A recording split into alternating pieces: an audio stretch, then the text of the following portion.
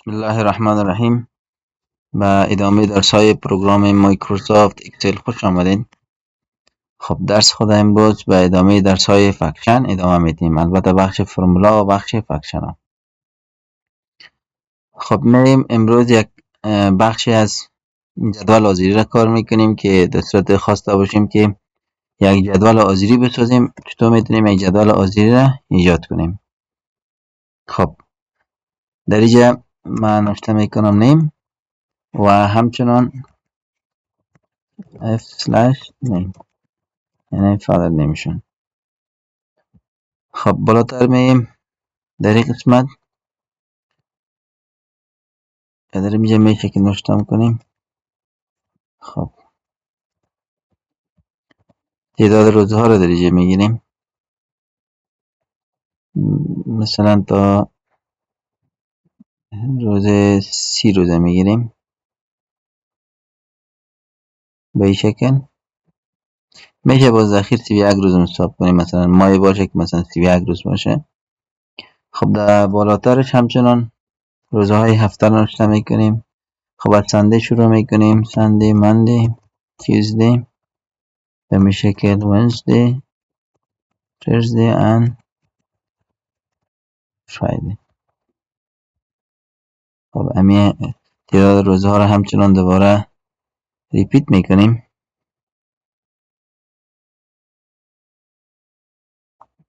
خب در اینجا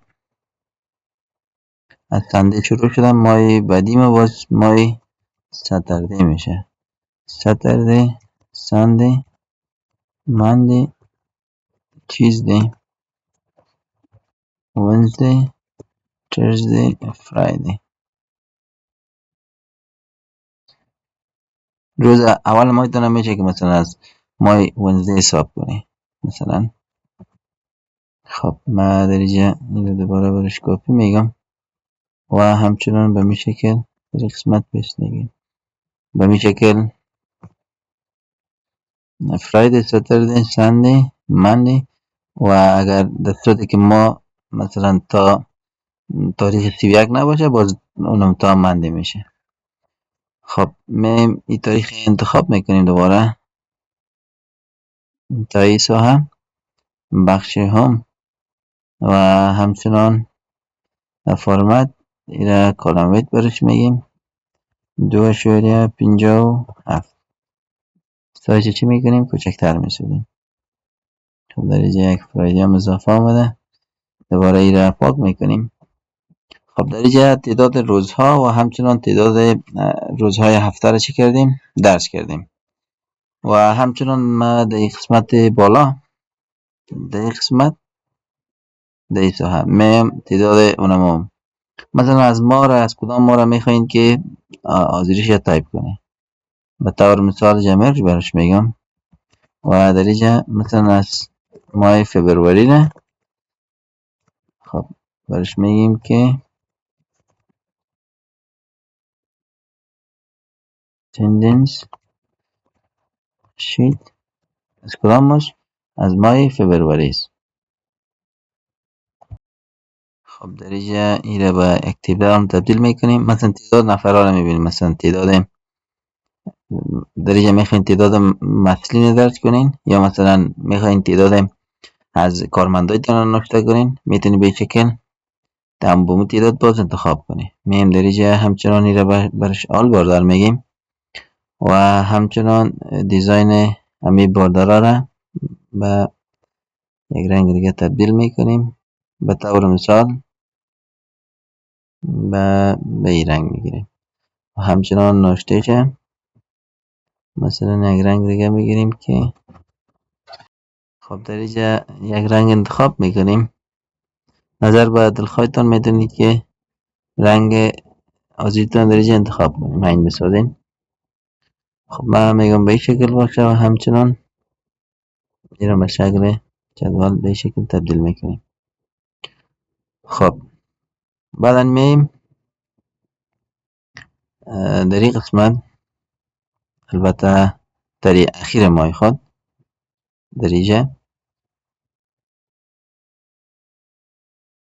خب در این صفحه که آمدیم، خب در قسمت بالا به تعداد 5 کالم مدرج انتخاب میکنم و براش مرج میگیم و تا مو صحیح تیبل که انزل ساختیم تا اونجا چی میکنیم؟ تیبل خود پایین میاریم. در اینجا نوشته میکنیم موضوع ریزالت. خب یعنی اینجا نهایی و نتیجه نهایی از اون روزهایی که حاضر می باشه. مثلا یک کارمند میتونیم اینجا باز درج کنیم. به طور مثال احمد است، فادر نیمش مثلا مستر خلیل است. این حالا میخواییم که امی خب ایران ما دوباره این قسمت باید به شکل تیبل منظم شود. این انتخاب میکنیم و درجه همچنان به شکل تبدیل میکنیم. خب حالا فی الحال ما میخوایم که اینجا اما موضوعی که در بخش ریزالت اضافه کنم موضوع به شکل چی شود؟ مثلا به شکل تبدیل شود که دوباره امی برای ما اون نتیجه خود تیبل بگوید که مثلا چند روز نمی احمد حاضر است و چند روز غیر حاضر است. باز به این شکل میدونیم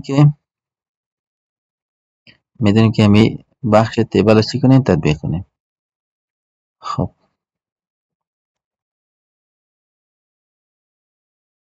این دیزاین همچنان فرمت سمه به شکل برای این بخش همچنان تطبیق میکنم. برش مرج میگیم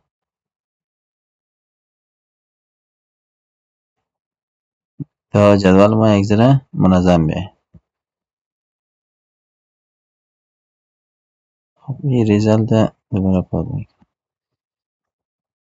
خب حالا میم در صورتی که اگر امی احمد چند روز حاضر چند روز غیر حاضر و همچنان روزای رخصتی را ما در اینجا دیزاینش چنج میکنم. مثلا به یک دیزاین میگیریم.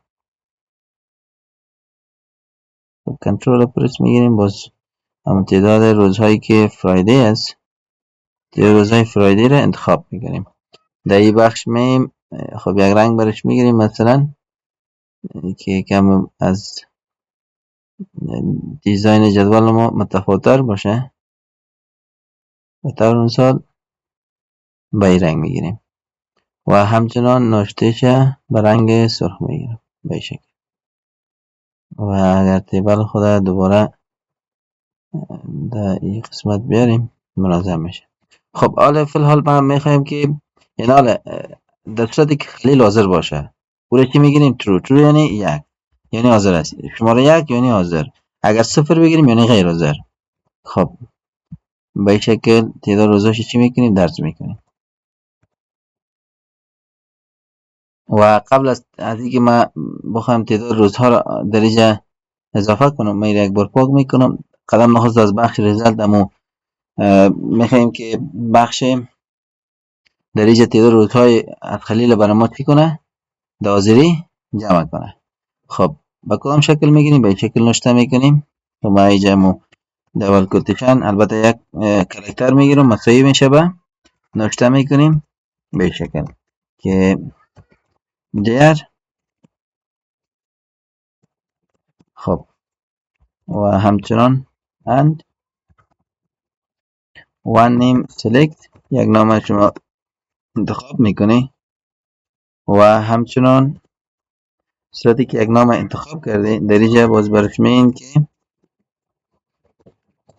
your مثلا میگی برش که present for یعنی شما چی هستین؟ حاضر هستین. خب در صورتی که امی تکس نشان بده باز برش میگیم که در اینجا میگیریم سم و همچنان نوشته میکنیم. خب سم از فرمول انتخاب میکنه و نوشته میکنیم all the amount. خب تمام مای روزها را چی میکنی؟ all the amount this select و به می شکل برش میگیم و همچنان this in this amount. خب امروزهایی که در این شده حاضر شده. خب ما این را به شکل نوشته کردم. با شما میدونید که امی به شکل از که بخوایم که امی احمد چند روز حاضر است در اینجا برای ما در ریزلت باز جمعش کنه، میدونیم از این شکل استفاده کنیم. خب ما الان فعلا میگم مساوی دبل کوتیشن دیر. خب در اینجا برش میگیریم اند و نیم سلک، یک نام شما انتخاب میکنیم. خب یک نام انتخاب شد و همچنان در صورتی که یک نام انتخاب کردین باز برش و میگیرین. خب یک فاصله میگیرین یا فاصله هم انتخاب میشه دبل کوتیشن. باز شما در اینجا یک تکست برش نوشته میکنیم که میگیم you are present for به تعداد روز. حال تعداد روز به چند روز در اینجا انتخاب میگیریم، از ان استفاده میگیم در اینجا سم هاوس باز. خب گفته شده سم all the month days select، تمام ماهای روزها را که در اینجا امی حاضریش می باشه اینه چی میکنی انتخاب میکنی و دوباره قوس بسته و همچنان اند در اینجا اند میگیریم و دبل کوتیشن نوشته میکنی this and this معنی یعنی روزهایی که در این ما چی شده حاضر بوده. خب اینو برش اوکی می. خب حالا فی الحال میگه در رحمت you are present for 0 days in this month، در این ماه 0 فی الحال چند روز حاضر است، چند روز present است، 0 است، یعنی 0 روز حاضر است. در صورتی که من اگر یک روز بگیرم اونجا اتومات در اینجا در اتومات چند روز حساب میکنه یک روز. در صورتی اگر 0 شوه باز چند روز حساب میکنه از ما را، یک روز ماهی که 30 روز است یک روز کم میکنه. و طور مثال ما در اینجا تعداد حاضرش درج میکنم، مثلا احمد در صنف است با این تعداد روزها چی داره حاضری داره. خود تعداد 0 از فرایدی خب میفهمید که چی میباشه و خود رخصتی میباشه. ما به شکل میگیرم به طور مثال. خب روزایی که حاضر است یک، روزای غیر حاضر است یعنی 0 به شکل. و همچنان به می شکل بعدمش نوشته میکنیم تعداد روزهای حاضر و روزهای غیر حاضرشه. خب به این شکل. و تعداد جمعه ها رو شما میفهمید که تعداد جمعه چی میشه، تعداد جمعه رو همچنان برای ما در اینجا حساب میکنه.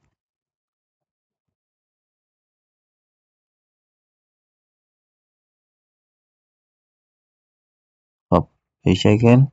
و همچنان مثلا روز اخیر هم حاضر.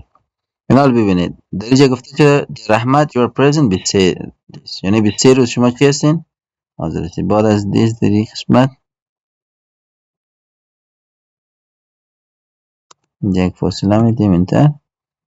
خب حالا فی الحال برای ما چی میگه در رحمت آقای احمد شما حاضر هستین 23 روز در این ماه، یعنی 23 روز این ماه کی هستین حاضر هستین. ببینید یک روز غیر حاضر، 2 روز، 3 روز، 3 روز غیر حاضر است. با جمعه ها افراز میشه و 23 روز دیگه است که جمعش 30 روز میشه. این به این شکل میتونیم که یک حاضری از جدول چی کنیم جور کنیم. و همچنان در اینجا یک موضوع دیگه از قبل که ما میخواستیم اما موضوع بخش دیتا و همچنان بخش تیبل کار کرده بودیم. مثلا منال تعداد روزهایی که حاضر است باز ما تو پیدا کنم که بگویم که همین مثلا اگر مارشش به این مبلغ بود این روز حاضر بود باز چقدر مبلغ مارش میشه. خب از بخش دیتا تیبل این قبلا هم کار کردیم. حالا میایم در این بخش به طور مثال ما در اینجا امو شکل قبلی را که کار کرده بودیم به این شکل برش میگم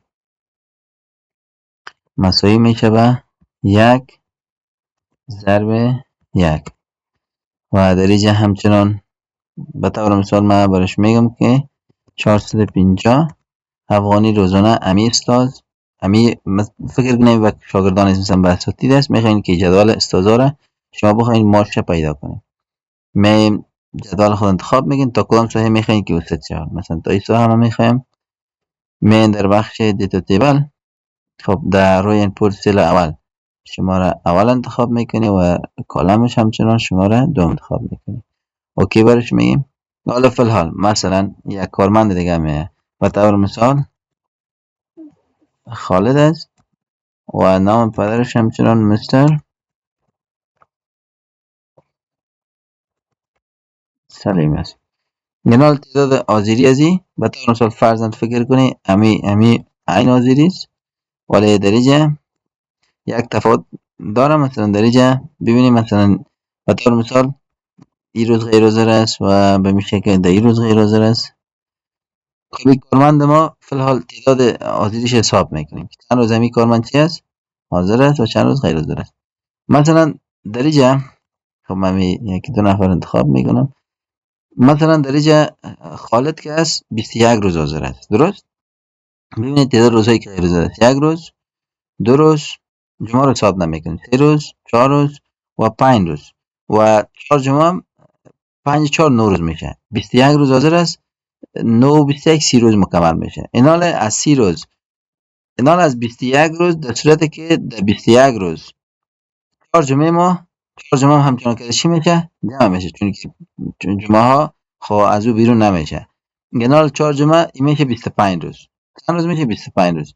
ما در صورتی که جا 25 نوشته کنم و در صورتی که روز 50 افغانی 450 افغانی این کار کنه، میگم 11250 روپیه تعداد چیش میشه، مبلغ ماش میشه.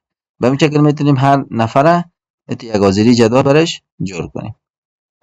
خب این موضوع بخش چی است؟ موضوع بخش حاضری است. یک موضوع دیگه در صورتی که دیگه ما را باز بخوایم، امی ماه فبروری را مثال من میره انتخاب میکنم با ریزلت همچنان انتخاب میکنی، باز ای را میرین در این قسمت درجه یا مثلا این جدول نباشه میرین بدامیش چی شوه، بدامیش انزرت شوه و ما دیگه همچنان چی میشه، انزرت میشه. باز دیگه ما رو که انزرت کردین عنوانش تغییر میدیم. مثلا به طور مثال فی الحال ما امیره، خب این بخش میتونیم بالای جدول تیبل تطبیق کنیم و بخش هم برش کلر میگیم. خب ادامه از امی تیبل ما میخوایم و همچنان به ادامه تیبل یا مثلا امی تیبل مکملش کپی میکنیم و در پای بخش. مثلا از این خود یک ماه شد، نال ماه دوم میخوایم انزرت کنیم.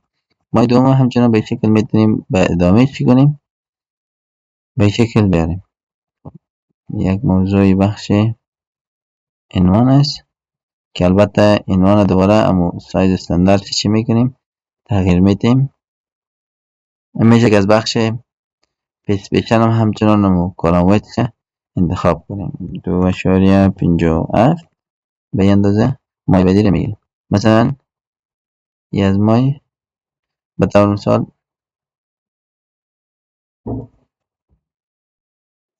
مثلا نوشته میکنیم مای مارچ. خب باز میشه که این ما رو هم همچنان به شکل چی کنیم، تطبیق کنیم و شروع ما رو شما میفهمید که از صدر دسامبر مانده این میشه که یک روز چه باز چی کنیم، دوباره پاک کنیم.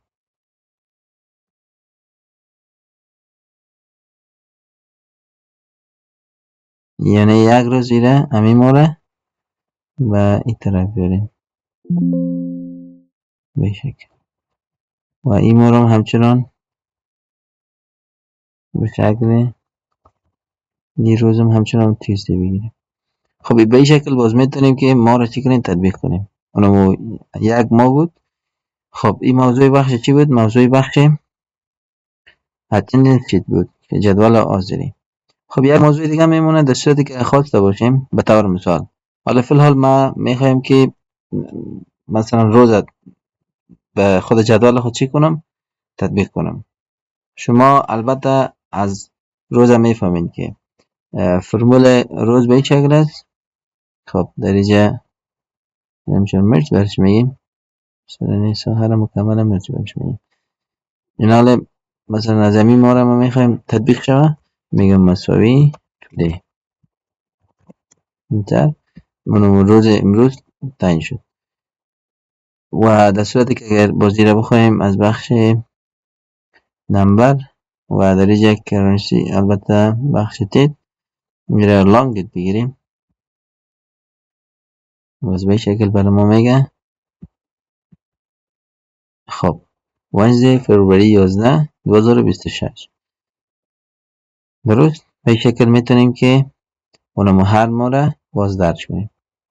و یک چیز دیگه از البته بخش امروز گفته شده، در صورتی که به طور مثال من حالا فی الحال ایره به این شکل میگم، به این شکل برش میگم. من ایره دوباره یک بار پاک میکنم. مثلا در بالا، در قسمت، در این قسمت، در این بخش پایین، در موضوع در این بخش سل بالا، مثلا برای من بگویه که امی تاریخ امروزه بگویه و همچنان ساعت بگویه. درست؟ تایم بگویه. شما میفهمید که تایم ولیوش به این شکل است. خب یا نو نشته میکنیم فی الحال. خب به این شکل برش میگیم که مساوی میشه تایم نشته میکنیم، قبض باز اینجا ساعت، دقیقه و سکندش نشته میکنیم. یا میتونیم که تایم از بخش، البته در بالا میگیم ساعت باشه. درست؟ ساعتی که فی الحال باز تغییر میکنم، ساعتی که میخواین که انزت کنید تیبل دانه، مثلا ما به شکل میخوایم یا ام میشه که ام بگیریم، بزرگ اتوماتیک ام چی میکنه تبدیل میکنه. مثلا به شکل یا مثلا تاریخ روز با ساعت باشه، خب من برش میگم ساعت با ام جدا باشه. خب دری بخش میم تایم ست میکنیم و مساوی به تایم. خب 12 و 29. خب 12 و 29 و به این شکل، البته 12 29 مدیر اگر بخواهیم که فی الحال ست بسازیم راضی باش، مثلا من یک فرمت تایم انتخاب میکنم، میشه که 24 ساعت هم انتخاب کنیم و همون تایم ست میشه. یا مثلا اگر بخوایم که مثلا تاریخ امروز ست بسازیم، باز از اینجا میتونید که لانگ دیت و شارت دیت انتخاب کنیم. در صورت که من اگر باز از تایم به شکل استفاده کنم، یا مثلا من برش بگویم نو یعنی اونمو تاریخ فعلی را میاره به شکل. البته با مزه تایم نو نشته میکنیم، یعنی تایم فعلی را میاره. و به این شکل اگر توری نشته کنیم، مثلا به این شکل که مساوی به توری، تاریخ امروز چی میکنه برای ما؟ به این شکل درج میکنه. خب این را سیو میکنیم. در صورتی که باز اگر بیایم تایم دوباره ببینیم، اون تیبل ما چی میشه؟ به این شکل باز میه. این موضوع بخششی بود، موضوع بخش attendance sheet بود، یا جدول حاضری که بخوایم به کارمندا و مثلا اساتید جور کنیم. خب به این شکل میتونیم باز یک جدول حاضر را انزل بسازیم. موضوع بعدی، در صورتی که تیبل داشته باشیم از سم پروداکت استفاده کنیم. سم پروداکت به چی معنی؟ سم پروداکت یعنی کاری که اگر بخوایم مثلا در اینجا آیتم ها را انزل ساختیم، مثلا به طور مثال در این قسمت تعداد آیتم فی الحال نشان میده به شکل.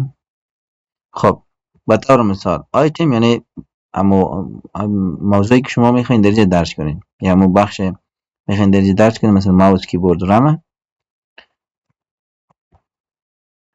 موضوعات بخش کامپیوتر در اینجا درج کنین، ماوس کیبورد رمه به این شکل. کوانتیتی در اینجا مقدارشه، به تعدادشه، یونیت پرایسه، قیمتشه. مثلا به طور مثال یک دانه ماوس $15 است. 20 دانه ماوس به تعداد 20015 بزنیم. به این شکل باز میتونیم دیگه بخش رو همچنان چی کنیم؟ انتخاب کنیم. خب این فی الحال من به این شکل میگم که توتال اگر بخوایم پیدا کنم از بخش کوانتیتی ضرب پرایس، یونیت پرایس، هر دو رو با هم ضرب میزنم که قیمت مجموعیش باز پیدا میشه. مثلا 20 دانه ماوس اگر یک دانش $15 باشه، مبلغ $300 میشه. به این شکل کیبورد 15 دانه کیبورد ما، هر دانه کیبورد ما مثلا $8 باشه، یا مثلا ایده میگیریم که $18 البته باشه، که 15 ضرب 18 $270 میشه. به این شکل اگر ریم ما 130 دانه مثال ما بخوایم که فرمایش بدیم، 130 دانش که هر دانه $25 باشه، $3250 میشه. خب این حالا ما فی الحال یک تیبل به این شکل جور کردیم که اگر یعنی توتال یعنی مجموعه را بخوایم مجموعه از را پیدا کنم، توتال از را پیدا کنم، ما برش میگم مساوی. گفتیم درجه sum all the total، البته درجه به این شکل میگیریم. خب خب تمام تیبل چی میکنیم؟ تمام تیبل مجموعه چه جمع میکنیم، نشته میکنم sum all the table انتخاب، تمام تیبل انتخاب میکنم. درست؟ انتر. ببینید یک کالم دیگه اضافه شد. فی الحال اگر بخوایم این کالم اضافه را از سم پروداکت استفاده کنم، یعنی یک بخش توتال هر دو بخش کوانتیتی و یونیت پرایس یک جمع کنم، میتونیم از سم پروداکت استفاده کنیم. سم پروداکت یعنی جمع اعداد جمع میکنه و همچنین ضربش انجام میده. مثلا اول ضرب میکنه قیمتا را، باز بعدا جمع میکنه قیمتا را. همین از طریق فرمول چطور میتونیم استفاده کنیم؟ مساوی، ما در اینجا میگم سم پروداکت، نوشته میکنیم سم پروداکت قوس باز شما اره تان امو رنج تان انتخاب میکنی. ما رنج برش میگم کوانتیتی و همچنان یونیت پرایس. مکمل امو صحیح تان انتخاب. فکر کنم 1000 پروداکت باشه باز کلش انتخاب میکنه. واجد نیست که یک کالم دیگه انزرت کنین به خاطر از اینکه توتال چه باز جمع کنین. اوکی برش میگیم. خب در اینجا فی الحال و همچنان اینجا مقداراش تغییر دادیم. مثلا اینجا 18 دان البته گرفتیم و همچنان 130 و همچنان 25 دانه. خب در اینجا قیمتاش تفاوت کرده بود. اینجا 18 دانه میگیریم به این شکل. میکنیم سم پروداکت. خب قوس باز اره اول به این معنی که کوانتیتی اول دان انتخاب کنید. در اینجا all the quantity انتخاب. دوباره کاما میدین. کاما یعنی اره دوم دان انتخاب کنید. اره دوم به این شکل. قبل ما کل جدول انتخاب کنیم با مزید البته یک کلم انتخاب میکنیم. این انتخاب میکنیم قوس سنتر. به این شکل 3820 3820. به این طریقه سم پروداکت میتونیم به طریق آسان اما محتوای بخش چی را پیدا کنیم؟ محتوای بخش تمام تیبل خود را پیدا کنیم. خب به این شکل باز میتونیم که از سم پروداکت استفاده کنیم. موضوع بعدی در صورتی که خواسته باشیم اعداد رومی را پیدا کنیم در جدول، باز چطور میتونیم که اعداد رومی را پیدا کنیم؟ خب در اینجا او موضوع بخش رمان است. رمان یعنی چی معنی؟ یعنی اعداد رومی. در صورتی که من خواسته باشم اعداد رومی را پیدا کنم، باز میتونم از رمان استفاده کنم. در شما مساوی نوشته میکنی که رمان قوس باز نمبر یک نمبر تان انتخاب میکنی. به این شکل رمان مساوی میشه مساوی رمان و نمبر یک نمبر انتخاب میکنی. قوس بسته انتر. ارقام رومی را به این شکل میتونیم ببینیم. تا چند است؟ تا شماره 20. به این شکل اگر خواسته باشم از 10 و 20 مثلا در مکاتب ضرورت میشه به طور مثال که شما ارقام رومی را میگه شما از خود کامپیوتر برتون داده میشه، میگه این را پیدا کنید. به این شکل شما میتونید که اعداد 10 تا اعداد 100 هم میتونید پیدا کنید و به این شکل از اعداد رمان قوس باز از اعداد 100 تا به اعداد به این شکل تا به اعداد 2000 هم میتونید پیدا کنید و به این شکل اعداد 2000 تا هر قیمتی که بخواین درجه از کامپیوتر به راحتی میتونید چی کنین؟ اما قیمت رمان پیدا کنید که البته چی است؟ این یک سهولت از بخش چی است؟ از بخش کامپیوتر میتونید استفاده کنید.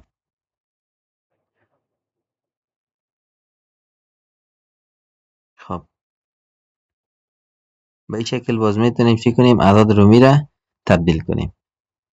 اعداد یعنی اعداد نچرال نمبر، اعداد طبیعی را بگیریم به اعداد رومی تبدیل کنیم. به این شکل میتونیم از قاعده رمان استفاده کنیم. فرمول شما فقط رمان مساوی رمان نوشته میکنی و یک نمبر انتخاب میکنی، باز دیگه اعداد مسلسلش براتون چی میکنه؟ تبدیل میکنه. خب این موضوع بخش چی بود؟ موضوع بخش تبدیل نمودن ارقام اعداد رومی بود و در صورتی که در تیبل ها نیاز میباشه، مثلا ارقام رومی نیاز میباشه، مثلا سم پروداکت نیاز میباشه، یا مثلا در اینجا به طور مثال یک آزیره که جور کردیم، شما میتونید نظر به نیاز، نظر به دیزاینتان، شما نظر به ذوقتان او را جور بسازین. خب تا ویدیوی بعد، الله حافظ و مددگارتان.